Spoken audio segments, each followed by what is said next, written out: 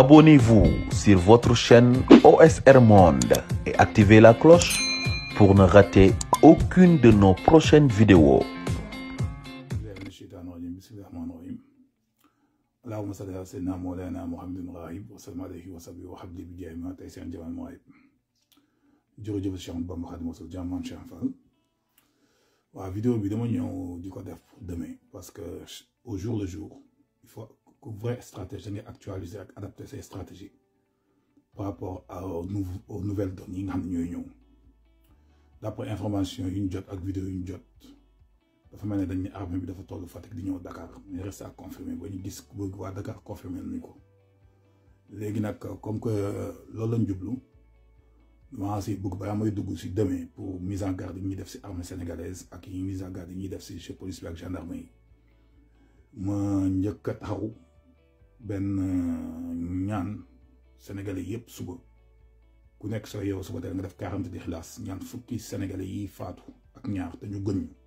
Et je le dis bien, ces 12 morts ont plus de mérite que chacun d'entre nous vivants. Ces 12 Sénégalais, ils ont fait des faatu. Ils ont gëm ñu ñu leen koy jaal seen njaboot ñu bokk naqar bi ak ñoom te xam ne ñun on est redevable à leur famille bor la ñu yoreel famille yi ñu ñàkk am na ku si am doom ba ko fi ñu ñàkk am na ku fi am jabar ba ko fi waaye li gën a cher li gën a dëgër Wasayna insaana bi waliday husnan googu bi ko suñu borom di wax mooy ñaari waajur yooyu nga xam ne war ma gi ak topp gi ak weg gi ak màggal gi wax na suñu diggante ak ñoom looloo gën a cher dañ fi bàyyi waajur kon nañ lañ yoreel une dette envers eux. Leur sacrifice ne doit pas être vain. Mais ces Sénégalais qui sont morts, ces 12 Sénégalais, morts pour la liberté, pour la démocratie, pour un futur meilleur, pour notre destin, pour la prise en main de notre futur, pour la lutte contre l'impérialisme français. Demain, ça doit être une journée de détermination pour Fanyenek, nous mènent bégal, pour répondre à leurs dernières aspirations, leurs derniers vœux, leurs dernières aspirations, leur dernier souffle. C'était un souffle patriotique pour libérer ce pays entre les mains de Macky Sall et de la France. Donc, je rappelle les Sénégalais. Sénégalais, bu nekk fa nga nekk ak fa nga toog suba sooy génn na nga def ñeen fukki lixlaas ñaanal ñooñu yéene leen ko suñu boom jéggal leen jéggal ñan fay fekk jéggal ñii leen fa war a fekk ji waaye itam Sénégalais bu nekk sooy génn na nga def 50 bismillahi rahmaani rahim 50 bismillahi rahmaani rahim bés boo janoo policier yi nga def 50 bismillahi rahmaani wala militaire wala gendarmerie soobee suñu borom ci kattanam ak mën-mënam duñu yëngu waaw da ngeen def seen kër seen génn ku nekk Fatiha ak l'Ikhlas ak ayatul kursi te xam ne si jihaad lañ jëm fi ñu jëm nii loolu jihaad la lii jihaad la pour la dignité humaine c'est un combat pour la dignité humaine c'est un combat pour les libertés civiques c'est un combat pour le libre esprit de l'expression démocratique c'est un combat pour le respect du choix des Sénégalais kon ñu ngi bi ñuy jaalee ñëpp ñu ngi dellu nag si jëm fi nga xam ne moo ñu ñor fi mu toll ni muy armée sénégalaise bi ak gendarmerie bi ak police yi li may wax ne soyez pas des facteurs catalyseurs de la violence le peuple sénégalais est un peuple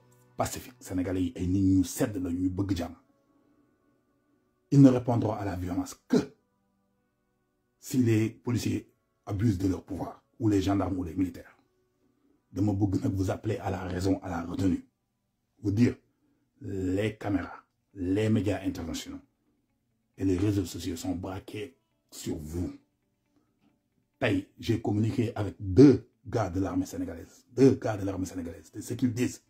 Si le peuple est déterminé, il y aura une scission au sein de l'armée. Cette scission, c'est clair. Les généraux corrompus au sol de Macky Sall, si nous arrêtons Macky Sall, ils vont arrêter. À l'intérieur de vous, de l'armée sénégalaise, je vous dis bien, il y a des gens qui sont honnêtes, honorables, qui font la fierté de ce peuple. L'armée sénégalaise est la fierté de ce peuple. Cette armée, bien sûr, pacifiée, il y a des Congo. Dem Gambie, dem Soudan, cette armée-là, c'est cette armée dont nous avons besoin demain. Cette paix que vous offrez aux autres nations, nous voulons que vous nous l'offrez. En étant aux côtés du peuple, nous devons nekk sur le peuple. Léegi nag fu mu bëgg a dem ak yéen mooy yéen peuple yéen armée bi ak gendarmerie ak policiers yi dama bëgg indil leen lenn loo xam ne ngeen xam ko d'avant balaa ngeen di teg seen tànk si mbedd bi di jàmmarloog seeni propre doom ak population xam nga mooy lan. Il y a 2 voies, une voie du sud vers la Guinée, une voie de l'est vers le Mali.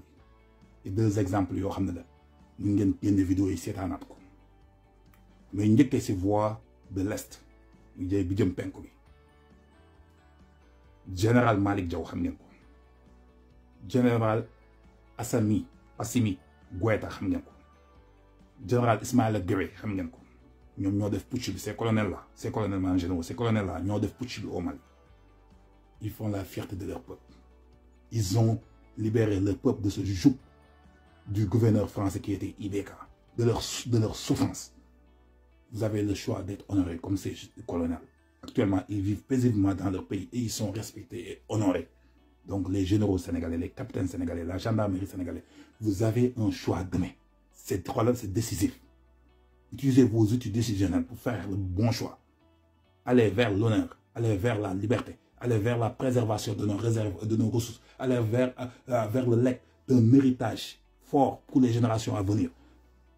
Ces ressources pétrolières, gazéfières, ces ressources halieutiques, la pêche, l'or qu'on a, tout ce qu'on a en nous, tout ce qu'on a en nous actuellement, ça ne nous appartient pas à cette génération. Et bien, il nous partage avec les générations à venir. Là. Donc vous êtes décisionnel. C'est l'idée à me donner. Moi, ces généraux de l'armée sénégalaise, ces colonels de la gendarmerie et de la police. D'autant plus que, maintenant, si voix de l'Est du moi, ce général colonel Malick Diaw, Assimi Goïta, avec Ismaïla Gueye, ils font l'honneur du Mali. C'est à vous de voir. Si vous ne le faites pas, il y a des gens qui sont prêts. Si le peuple est déterminé, ils délogeront Macky Sall. Je mets en garde l'état-major sénégalais. N'usez pas de la violence sur vos propres concitoyens et compatriotes. Macky Sall, il faut qu'on s'achemine sur son raisonnement. Liberté d'expression qu'il a prônée à Paris, cette liberté d'expression qu'il offre aux Européens, aux Occidentaux, aux Français, nous avons besoin de ça. Et nous nous demandons à exprimer notre colère au Sénégal. C'est très clair. La voix du Sud, moi, Guinée. Dadis Camara, là, je vais exemple. Fingen tolom len tol les généraux sénégalais. Bi yaayam gaño ya jëf ko bëgg ba dégg na bi muy daf ko wo di joy mënu ko gis. Autorisation non ko def xam nga ñaata jour la def Guinée. 48 heures lañ ko may mu dem fekk ñu sul yaayam mu génnaat. Ban général sénégalais mo bëgg lool. Ban général sénégalais mo bëgg lool. Ban colonel sénégalais mo bëgg lool. Ban militaire sénégalais mo bëgg lool. Bëggo leen ko. Mais d'autant plus fin toll on a des informations stratégiques sur vous. C'est une bourse d'exemption yi am fi ñu nekk ci Canada fi ñu nekk ci Toronto patriote xam nañ ko fi ñu nekk université Nanterre Neuchâtel ak université de Londres université ñu fa nekk ak États-Unis sénégalais yi xam nañ ko les appartements que vous avez même achetés avec les deniers publics mais ces généraux corrompus là seen doom yi di jàng ñu jox leen bourse sénégalais yi di souffrir fële xam nañu université yi nekk yëpp ce qui s'est passé en Italie les sénégalais qui étaient frustrés et ont saccagé un consulat wala dem ci ambassade bi yàqu mais ñoom ak seen doom yi seen Facebook yi la yoo xam na seen doom yi dëkk ak fu ñuy jàngee est-ce que c'est ce que vous voulez faire à vos enfants prendre en otage vos enfants non le futur que vous souhaitez pour votre propre famille na ngeen ko souhaiter pour cette jeunesse sénégalaise là qui sont victimes des politiques de Macky Sall respect nag bi ñu leen jox yéen armée sénégalaise ak fierté bi ñu am ak bëgg ak cofeel gi ñu am si yéen moom lañ joxoon Macky Sall avec 65%. Il n'a pas su vivifier ces atouts-là. Il n'a pas su se mettre au service de ce peuple. Ba ex fi mu ex kon suy daanu bu mu leen daane laale yedduma leen dama leen di jox réalité du terrain mooy demain on ne veut pas de bavure policière on ne veut pas un bon comportement li xew jaww di fa am parce que je dis et je pèse bien mes mots des scouts des lobbies pétroliers ont été envoyés à Aliou Sall et à des ténors du régime avec des armes et des t-shirts de la police et de la gendarmerie. Donc s'ils tirent sur de pauvres civils, nous avons droit de légitime défense. Et ce peuple-là ne se laissera pas tuer comme des lapins de chasse. Donc j'appelle aux militaires sénégalais. Les nervis employés par ce régime-là, ce sont eux les vrais terroristes. Et un terroriste, on le laisse seul, ils ne sortiront pas vivants de nos quartiers. Les jeunes, quelqu'un qui tue un de vos concitoyens, patriotes, combattants, manifestants, qu'il ne sort pas vivant de votre quartier. Brûlez-le vif. Je pèse mes mots.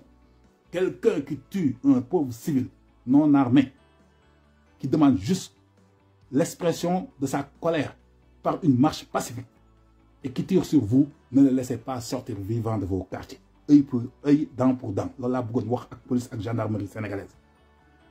Militaire yi nag li may wax génn Yémen bi ngeen fa demee xaalis bi ñu leen jox anam xaalis bi fu mu jaar ana xaalis bi Macky Sall fu mu ko jox politiciens yi la ko jox ak paradis fiscaux yi. Militaire bu feebar wala bu dem retraite wala bu pare lan la am fu mu am militaire fi mu toll nii militaire fi mu toll nii maçon buy liggéey journaliste moo ko gën tamit ndax lan parce que maçon bi sax di nga gis maçon bu tabax kër militaire bu mën a tabaxal boppam kër sax amul. Pourquoi? Vous méritez plus que ça. Vous sacrifiez votre vie. Vous êtes loin de vos familles. Vous mettez à risque chaque seconde de votre vie pour la protection de cette patrie. Donc, si vous protégez cette patrie sur nos frontières, en Casamance, partout, donc vous devez nous protéger contre ce gouverneur de la France. C'est un enjeu économique. Il n'y a que nos ressources qui les intéressent. Le pétrole, le gaz, le or. Donc, on a demain, on a eu assez de morts et c'est 12 personnes déjà mortes. Chaque contingent gendarmerie, d'abord, je vais répondre. Il y aura des enquêtes pour quand on tirer l'eau, le temps nous tirer. Est-ce que le policier peut tirer, il était en légitime défense? Donc réfléchissez. Utilisez la raison, la retenue. Ce peuple est un peuple. Ce peuple est un peuple déterminé. La détermination a été jamais vue. La détermination, on l'a jamais vue. 1968, nous sommes déterminés. Les gens, fini pour souvent. Moi, Sénégalais yi marche bi nga xam ne marche caravane révolutionnaire la waa Pikine na ngeen teel a jug ak waa Guédiawaye ak waa Yëmbal def mbooloo jëm si Dakar wax nañ leen ko dem. Parcelle unité 3 nag moo gën a sori ak unité 1 nañu commencé ñëw fekk si unité 18 ak 19 jóge fa ñëw fekk si waa Patte d'Oie noonu lañ ko soxlaa dëkk yëpp nañ yëngal waaye itam li ma bëgg def pisagaat mooy sëriñ bi waa Touba li war ma gi sëriñ bi soxla si dëkk bi. te nga xam ne Cheikh Abdou Lahad Gaïndé Fatma ak dama bëgg sa taxaw foofu Cheikh Bass Abdou Khadre damay wax lu leer nañ dama Cheikh Bass Abdou Khadre Cheikh Abdou Lahad Gaïndé Fatma surtout Cheikh Bass si référendum bi ngeen fi nekk di campagnal Macky Sall si référendum bi ñëpp ne non yéen ngeen ni wii di ko campagnal ak di def ay déclaration tur seen Cheikh Sidi Makhtar lii leen doon bañal tey parce que yaay porte-parole mouridisme mais dañoo am un nouveau porte-parole intermédiaire muy Fallou Galass la lii la doon bañal parce que mënoo génn parce que soo génnee di wax nit ñi duñu gëm sa wax parce que tu travailles pour Macky Sall Cheikh Abdou Lahad Gaïndé Fatma Cheikh Bass bi nga xam ne moo doon colistier Macky Sall joxoon ko milliards yi si législatif mu leen koy jox te milliards yooyu kii ñu jàpp Babacar xaw ma nan la c'est kii nekkoon si ONG wu affaire immigration yu ne ñu téye ko mu jug yooyu ko Espagne mu ñëw ñu jël ko tëj ko biir 100 mètres mais xaalis bi dañ koy xaalisu bu Union européenne jox mais man bi bato bi noyé bato bi bu mu noyé laa leen ne xaalis boobu moom la jël yónnee ko Touba jox ko ay Mara Macky Sall nag xaalis boobu mu jël jox ko Mara si campagne Mara yi di ko doon campagne législative lu musuta am Touba am fa bu ñu laq fa ay bureau de vote dugal fa ay chars de combat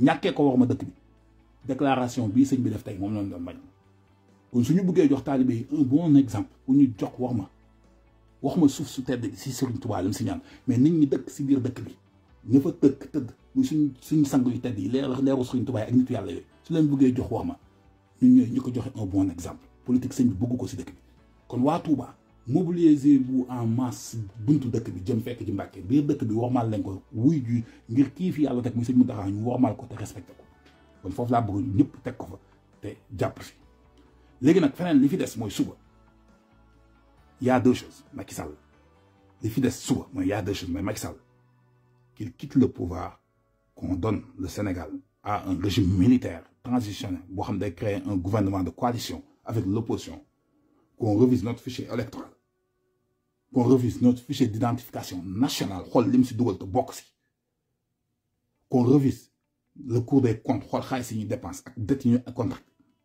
xool contrat yi nga xam ne coopération française daf si def xaalis comme terre yëpp ak suñu contrat yi nga xam ne licence de pêche ñu signé ko yëpp ñu annulé ko ak suñu contrat pétrolier qu'on ouvre des assises nationales parti politique yëpp am si représentativité ensemble dans un climat de paix et de dialogue nous converger vers la reconstruction de notre pays loolu la ñuy demander demain donc la détermination c'est pas libérer Ousmane Sonko suñ ko defee on est des imbéciles naafiq ñoo gën a naafiq waa APR parce que ce n'est pas seulement Ousmane Sonko qui est dans le prison il y a tous les patriotes combattants il faut on libère tout le monde.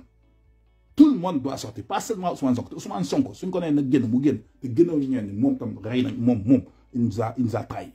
Tout le monde, Guy Marius Sagna, Assane Diouf, Clédor Sène, tout le monde ku nekk ci biir prison bi te muy un prisonnier politique boo xam ne wax ci jàpp na leen si wala jàpp na leen si il doit sortir. Loolu la ñu soxla demee mu am mais su amee ba noppi on ne veut plus de Macky Sall mu diriger réew mi. Il doit avant mercredi Macky Sall doit quitter ce pays. On ne peut pas continuellement être en distraction. Pour leen wane ni la lâcheté de ce gars. J'arrête Sénégalais, vous êtes naïfs, da ngeen gaaw a fàtte. Bëkk démb la fi woote dialogue national recevoir politicien biir palais. Bëkk démb la fi woote dialogue national. Moins de 4 mois 5 mois mu taal dëkk bi c'est ay problème de mœurs de pu. Da ngeen bëgg après mu fàtte ndax lâche la c'est un psychopathe pathétique.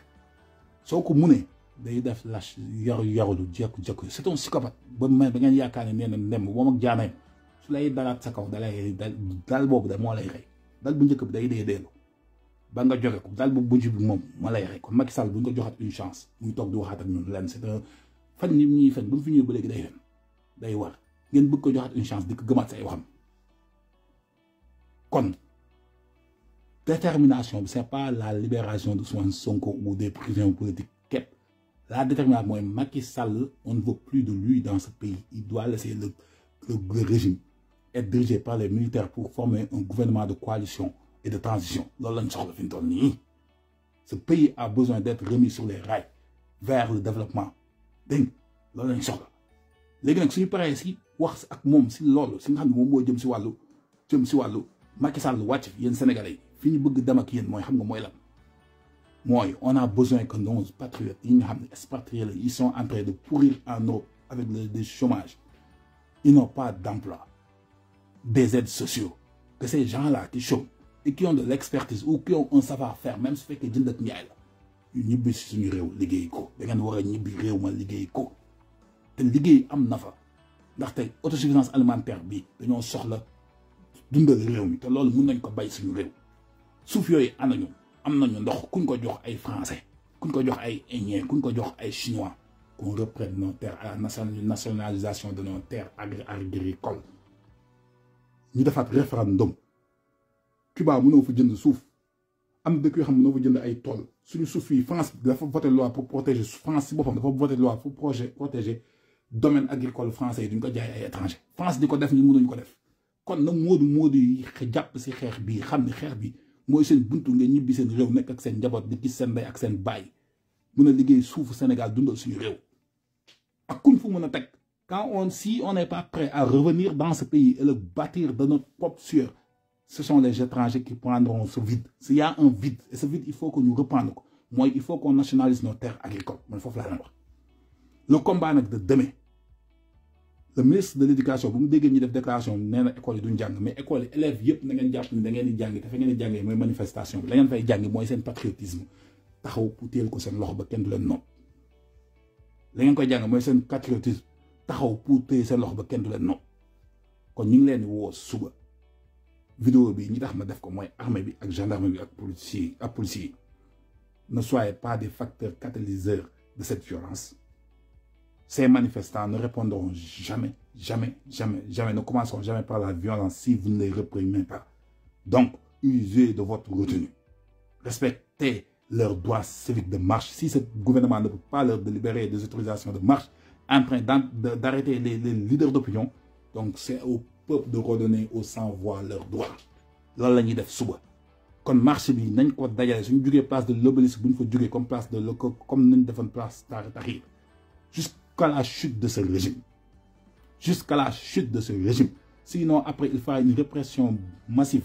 Et on lui donnera l'occasion, avec les lobbies pétroliers, avec ñi nekk fi ginnaaw France, gën a amaat doole pour gën a ngembat gendarmerie bi ak police bi pour ëllëg lii du amaat. Kon cette occasion, c'est une chance, c'est une porte ouverte, une fine frontière vers notre liberté définitive. Donc il faut l'exploiter. Ne lui donnons pas une chance de se ressaisir. Non. Kilifa diine yi wax nañ ko déggul. Kuñ fi jox ndigal buñ ko déglu benn mbir moo fi am mooy jihaad ngir suñu ëllëg suñuy doom ñun non on est foutu ñun notre présent amuñu job on est des chômeurs suñu ngi bëgg a dee donc ñun nañu fexe ba li ñuy dund suñu doom buñ ko dund te on peut le faire c'est des sacrifices c'est ce que j'appelle les Sénégalais Vous, l'armée, c'est à vous d'être à notre côté ou d'être à côté de ce régime de mafieux. Mais yo, je vous demande, le militaire, yo, je te demande, toi, le colonel, soit bien sur le terrain. Mbaye Prodac, l'homme l'a appelé. Mamoun Diallo, l'homme l'a appelé. Donc, j'ai juste des questions. Réfléchissez. Donc, on a cette vidéo.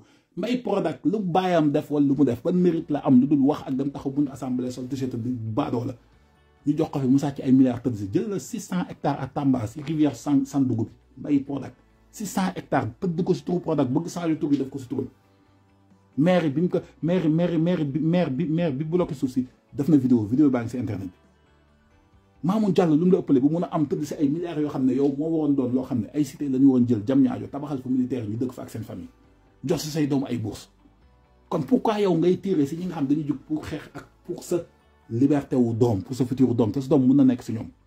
Donc j'appelle l'armée sénégalaise, s'il vous plaît. Vous êtes notre fierté. Ne sacrifiez pas ça pour cet imbécile qui a eu la même chance que vous en 2012. Il lui a 65%.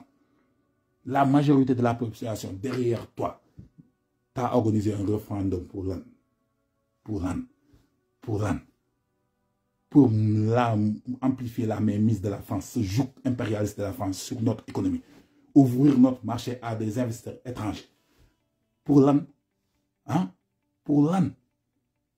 Hein? Pour accélérer la fuite de nos devises vers des pays étrangers. Regarde combien de milliards on gagne avec les télécommunications. À qui ça profite? À des lobbies étrangers, à des actionnaires de France Télécom, de Orange, qui sont en France, qui vivent aisément. Alors que ces actionnaires pouvaient être nous, les propres Sénégalais, qui détenions la majorité des actions dans ces entreprises. Qu'on ouvre ça aux Sénégalais de la diaspora qu'ils achètent ces actions. Comme donc, cette lutte-là, c'est une lutte contre l'ordre mondial. Et cet ordre mondial, c'est eux qui sont derrière Macky Sall, les francs-maçons. C'est un triangle, c'est un équerre. Donc, je vous demande, et j'appelle le Sénégalais, et j'appelle la nation sénégalaise, cette détermination que vous avez, Sénégal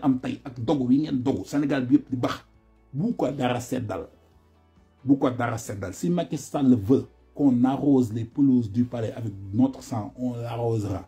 Mais notre progéniture, les générations à venir, ils auront de quoi se référencer pour pouvoir tenir en main ce pays.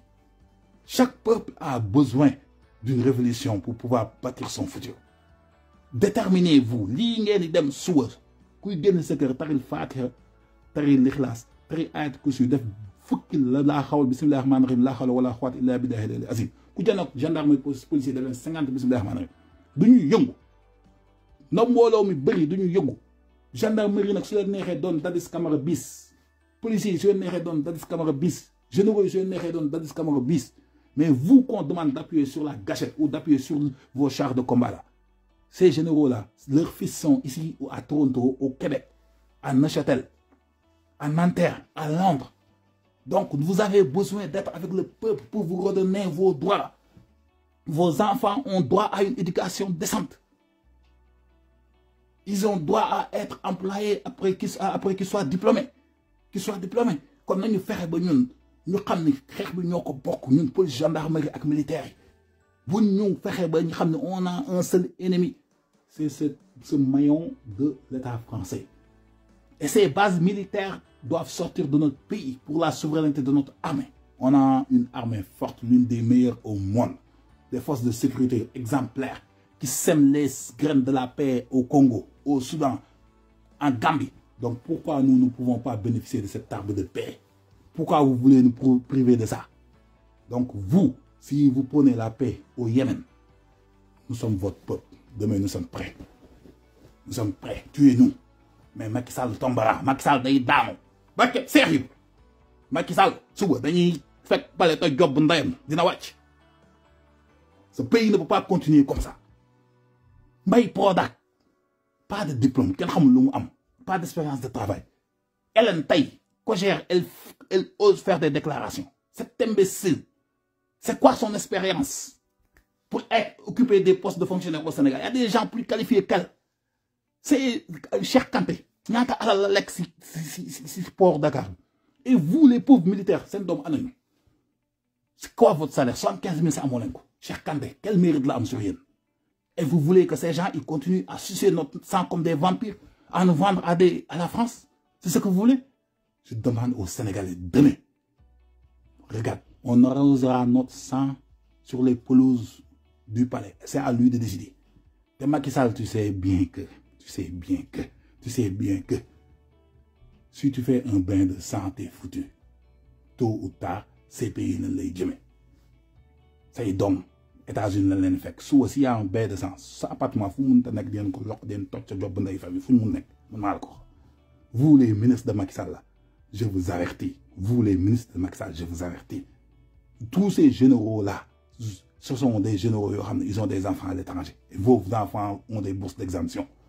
Donc vous n'allez pas sacrifier ou vendre l'éducation des Sénégalais qui sont au bled. Hein? Leur futur. Et préparez vos enfants pour être les élites du Sénégal. Non. Ils ne nous dirigeront pas parce que leurs pères n'ont pas eu le mérite qu'ils devaient avoir. On vous a donné la chance de leen jox doole pour ngeen dimbali Sénégalais yi de leen jox doole pour ngeen taxaw Sénégalais yi defoo leen ko kon les Sénégalais ce que je vous appelle ak li ma leen woo moom mooy demain on va libérer tout le monde doucement Sonko képp tous les détenus politiques doivent être libérés et Macky Sall doit présenter sa démission ou on le forcera à la démission vous nag à l'armée Ismaïla Guèye mi ngi fële Assimi Goïta mi ngi fële Malick Diaw mi ngi fële ils sont à Mali ils font la fierté des Maliens Dadis Camara mi ngi Guinée c'est la honte de la Guinée donc si vous tirez sur les citoyens demain on vous attendra ces pays la nañ jëm c'est à vous de faire la décision kon maa ngi jeexlee foofu di xamal Sénégalais yi Serigne Touba sacrifice bu mu def Mame El Hadji Omar Foutiyou Tall bu leen fàtte disparu dans les grottes de Bandiagara la ñu wax il a combattu pour notre présent. Ils ont combattu pour notre présent. Mame El Hadji Omar Foutiyou Tall disparu dans les grottes de Bandiagara.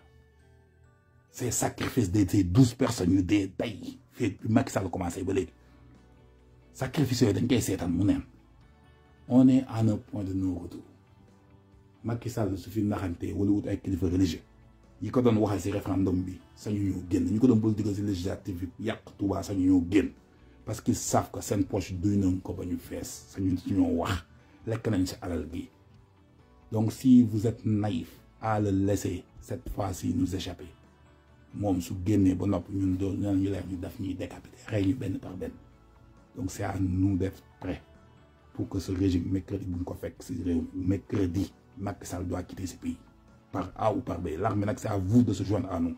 Et les gens avec qui nous en a parlé, il y aura une scission. Demain, si l'armée tire, il y aura une scission. 2 armées au Sénégal. Une armée patriotique, une armée qui défendra les citoyens, une armée dirigée par des généraux corrompus. Donc c'est à vous de voir.